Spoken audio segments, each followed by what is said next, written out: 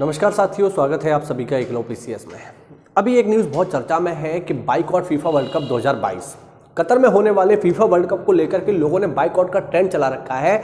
इस वीडियो में हम जानने का प्रयास करेंगे कि आखिरकार लोग ये ट्रेंड क्यों चला रहे हैं और खासकर अगर हम देखें तो यूरोप इस ट्रेंड में सबसे ज़्यादा आगे है। तो इस वीडियो में हम जानेंगे कि आखिरकार ये ट्रेंड क्या है और क्यों लोग बाइकॉट फीफा वर्ल्ड कप 2022 की बात कर रहे हैं। देखो, सबसे पहले तो ये आप जो फोटो देख रहे हैं ये यूरोप के एक देश का फोटो है जहां पर फुटबॉल मैच चल रहा है और इस फुटबॉल मैच में देखो लोगों ने कितना बड़ा पोस्टर लगा रखा है, बाइकॉट कतर 2022।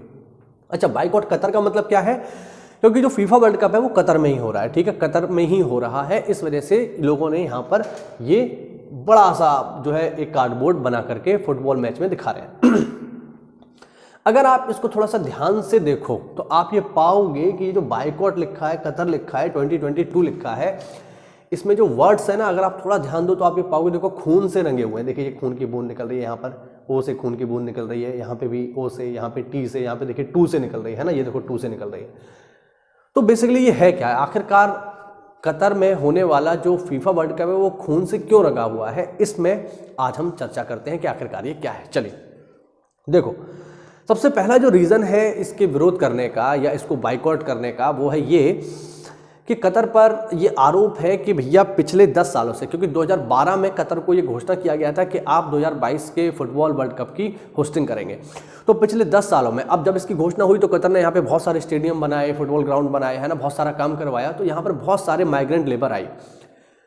वर्ल्ड में ऐसा डेटा है कि इन 10 वर्षों में, है ना, करीब 6500 माइग्रेंट वर्कर जो है मारे गए कतर में इन स्टेडियम्स को बनाने के दौरान, फुटबॉल ग्राउंड्स को बनाने के दौरान करीब 6500 माइग्रेंट वर्कर का मतलब हुआ जो बाहर के देशों से आए थे, पाकिस्तान से आए थे, इंडिया से आए थे, बांग्लादेश, श्रीलंका, नेपाल, यहाँ से जो मजदूर आए थे, ऐसे 6500 मजदूर मारे गए। यानी जिस फुटबॉल ग्राउंड में आप बैठ करके मैच देख रहे हैं वो फुटबॉल ग्राउंड 6500 मजदूरों की कब्रगाह है। तो ऐसे में जहाँ पर इतने सारे लोगों को मारा गया हो वहाँ पर आप बैठ करके कैसे एंजॉय कर सकते हैं? यानी ये एक, अगर हम बात करें तो जो ह्यूमन राइट्स हैं उनके पूरी तरीके से अगेंस्ट है। तो पहला रीज़न तो ये है इसको बॉयकॉट करने का जो लोग कह रहे हैं। दूसरा जो रीज़न है कि स्पेसिफिक भी अगर हम डाटा देखें कि किस देश से कितने माइग्रेंट वर्कर्स की मौत हो गई तो आप देख सकते हो टोटल 50 डेथ्स हुई हैं, ठीक है ना। और उसमें भी अगर हम देखें तो सबसे ज़्यादा इंडिया से हुई हैं। यानी इंडिया से 2711 वर्कर्स, 2711 कर्मचारी मजदूर जो है मारे गए कतर में इन 10 सालों में। सोचिए कितना बड़ा डेटा है ये। इसके बाद नंबर आता है नेपाल का 1641, बांग्लादेश 1018, पाकिस्तान 824, श्रीलंका 557। तो आप देखिए कितने बड़ी संख्या में लोगों की मृत्यु हुई है कतर में। तो पहला इसका सबसे इंपॉर्टेंट रीज़न यही है कि ह्यूमन राइट्स का बहुत ज़्यादा वायलेशन हुआ है कतर में, बहुत सारे लोग मर गए और कतर इसकी जिम्मेदारी लेने को तैयार नहीं है। पहला इंपॉर्टेंट रीज़न, ठीक है साथियों। दूसरा जो इंपॉर्टेंट रीज़न है वो भारत के लिए थोड़ा सा विशेषकर है। अब हमने देखा कि कतर में क्या हुआ। बेसिकली कतर में जब फुटबॉल मैच शुरू हुए, फीफा के वर्ल्ड कप शुरू हुए, तो वहाँ पर एक व्यक्ति, जो आप उसको फोटो में देख सकते हैं, ये व्यक्ति है जाकिर नायक, जो भारत में एक भगोड़ा घोषित है, ठीक है, भारत से भाग चुका है ये। इस पर यूएपीए के अंतर्गत सेक्शंस लगाए गए हैं। तो ये भारत से भाग चुका है और भारत में इसकी संस्था, जिसका नाम है इस्लामिक रिसर्च फाउंडेशन, उसको बैन कर दिया गया है आतंकवादी गतिविधियों में लिप्त होने के कारण। जाकिर नायक कुछ लोगों के लिए बहुत आदर्श हो सकता है ये वीडियो वो लोग देख रहे हो तो इसके नीचे उल्टे सीधे कमेंट भी करें। निश्चित रूप से जाकिर नायक कुछ लोगों के लिए एक आदर्श है क्योंकि उनके लिए वो एक धर्म प्रचारक है। लेकिन वास्तविकता में देखा जाए तो भारत सरकार इसको धर्म प्रचारक नहीं मानती, बल्कि इसको जो है टेरर फंडिंग में इसको आरोपी बनाया गया है। जो आतंकवादी गतिविधियां होती हैं उनको जस्टिफाई करता है जाकिर नायक और बहुत सारे लोगों को आतंकवादी गतिविधि करने के लिए उकसाता भी है। तो इस पर ये आरोप है और इसी वजह से ये आदमी भारत से भाग चुका है। आज के समय में इसके पास मलेशिया की नागरिकता है, ये भारत से पूरी तरह से फरार है, इसकी सारी संपत्तियां भारत में जब्त है। अब है तो भारत का ही भगोड़ा, है ना, और मलेशिया का नागरिक है। तो इसको कतर ने अपने यहाँ धार्मिक उपदेश देने के लिए बुलाया है फुटबॉल मैच के दौरान।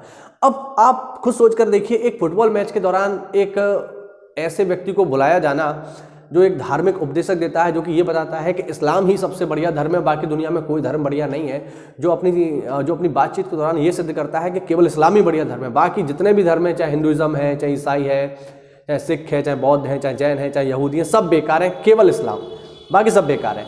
ऐसे व्यक्ति को एक इंटरनेशनल ऑर्गेनाइजेशन में बुलाना, एक इवेंट में बुलाना जहां पर सभी देशों के लोग आ रहे हैं, इसका क्या मतलब है मुझे समझ में नहीं आता। मुझे नहीं पता कि आखिरकार कतर ऐसा क्यों कर रहा है। आप लोग अगर जानते हैं तो कमेंट के माध्यम से जरूर बताइए। दूसरा रीज़न ये, तीसरा रीज़न जो सुनिए, जो थोड़ा सा आपको अजीब लग सकता है, वो है ये कि कतर ने इस वर्ल्ड कप के दौरान कुछ विशेष ही नियम बना रखे हैं। जैसे चलिए पहले से हटा देते हैं कुछ विशेष नियम बना रखे हैं, जैसे क्या कि इस फुटबॉल में LGBTQ समुदाय का आना पूरी तरीके से बैन है। LGBTQ क्या होते हैं भैया? ये होते हैं लेस्बियन, गे, बाइसेक्सुअल, ट्रांसजेंडर और क्वीर। ठीक है, LGBTQ जो समुदाय होता है ये है लेस्बियन, गे, बाइसेक्सुअल, ट्रांसजेंडर और क्वीर। यानी बेसिकली जो ऐसे पुरुष हैं जो पुरुषों को पसंद करते हैं या ऐसी महिलाएं जो महिलाओं को पसंद करती हैं, उन्हें LGBTQ कहते हैं। तो ऐसे समुदाय के किसी भी व्यक्ति को कतर में आकर के फुटबॉल मैच देखना पूरी तरीके से बैन है। अब आप ये सोचिए यार, कोई गे है, कोई लेस्बियन है, तो ये तो नेचुरल है, इसमें किसी के हाथ की बात है क्या? आप जब माता के घर में थे तो आपसे किसी ने पूछा था क्या आप पुरुष बनेंगे कि महिला बनेंगे या आप ट्रांसजेंडर बनेंगे? नहीं ना, ये तो नेचुरल है। तो ऐसे में इन आधारों पर आज के समय में भी आप सोच के देखिए 21वीं सदी में भी कतर ऐसे नियम बना रहा है कि इन लोगों की हमारे यहाँ कोई एंट्री नहीं है। सोच के आप खुद इमेजिन करिए कितना अजीब है ये। तो लोग इस पर विरोध कर रहे हैं। अगली चीज, महिलाओं की शॉर्ट ड्रेस, है ना, महिलाओं की शॉर्ट ड्रेस को पहनना यहाँ बिल्कुल अलाउ नहीं है कतर में। बिल्कुल महिलाएं जो छोटे छोटे कपड़े पहन लेती हैं। अब आप सोच के देखिए कतर में तो वैसे भी गर्मी इतनी ज़्यादा पड़ती है, अब कोई महिला वहाँ बुर्का पहन के तो जाएगी नहीं। यूरोपियन कंट्री की कोई महिला वहाँ बुर्का तो पहनेगी नहीं, है ना। तो शॉर्ट ड्रेस वहाँ पर पहनना अलाउ नहीं है किसी भी तरीके से। आप सोच के देखिए कितना धकियानुसी विचार है ये आज के समय में, है ना। शॉर्ट ड्रेस को पहनना अलाउ नहीं है। तीसरा, एल्कोहल, बियर बैन है भैया, बियर। ठीक, बियर, मैच के दौरान बियर नहीं पी सकते आप। तो लोगों ने, अभी मैंने देखा था एक वीडियो, उसमें जब पहला मैच चल रहा था, शायद अर्जेंटीना का था, तो अर्जेंटीना की जब सपोर्टर यहाँ पर मैच खेलने आए, शायद अर्जेंटीना या इक्वाडोर के थे, तो उन लोगों ने पूरे मैच के दौरान नारे लगाए, है ना, we want beer, we want beer. इस तरीके से उन्होंने हमें बियर चाहिए कि नारे लगाए। क्योंकि अल्कोहल इस्लाम में बैन है, इस वजह से इसको भी यहाँ पर मना कर दिया। अब आप ये सोचिए कि इतनी सारी चीज़ें हो रही हैं, है ना, लेकिन इसके बावजूद भी कतर इसको करवा रहा है और केवल यूरोपियन देशों को छोड़ करके अभी तक विश्व स्तर पर इसका कोई विरोध नहीं कर रहा है। मेरा व्यक्तिगत रूप से ऐसा मानना है कि भारत को इसका बढ़ चढ़कर विरोध करना चाहिए। हालांकि जब मैं ये वीडियो रिकॉर्ड कर रहा हूँ उस समय तक की जानकारी के अनुसार भारत ने जाकिर नायक को लेकर के जरूर अपना रोष व्यक्त किया है कि इसको क्यों बुलाया, लेकिन मेरे हिसाब से मेन मुद्दा जाकिर नायक नहीं होना चाहिए, क्योंकि जाकिर नायक कोई इतना बड़ा महत्वपूर्ण व्यक्ति नहीं है कि हम उसे तवज्जो दें।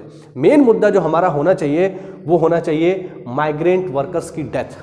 ये एक इंटरनेशनली इशू है जिसको उठाया जाना चाहिए और निश्चित रूप से हमें इस फुटबॉल के वर्ल्ड कप को बाइकआउट करना चाहिए। आप लोग मुझे बताइए, आप लोगों के क्या विचार हैं? क्या इसको बाइकआउट करना चाहिए या जैसे चल रहा है वैसे चलने देना चाहिए? हमें क्या मतलब। मिलते हैं अगली क्लास में, तब तक के लिए जय हिंद, जय भारत, वंदे मातरम।